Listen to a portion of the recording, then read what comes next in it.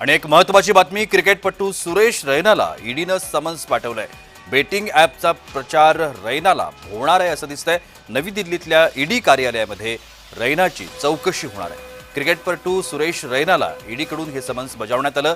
सुरेश रैनाला आज नवी दिल्लीतल्या ईडी कार्यालयात चौकशी करता बोलावण्यात आलंय। एका बेटिंग ॲपचा प्रचार केल्याबद्दल ईडीनं त्याला चौकशीसाठी बोलावलं।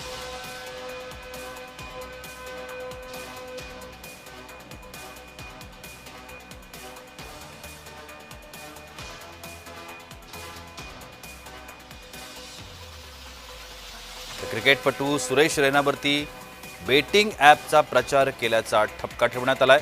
ईडीनं या प्रकरणी सुरेश रैनाला समन्स बजावलंय। नवी दिल्लीतल्या ईडी कार्यालयामध्ये सुरेश रैनाला चौकशी करता बोलावण्यात आलं।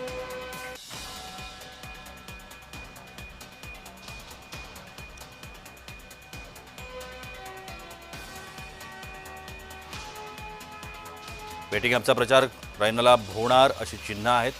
ईडीनं रैनाला समन्स बजावलंय आणि त्याला चौकशीसाठी बोलावलंय।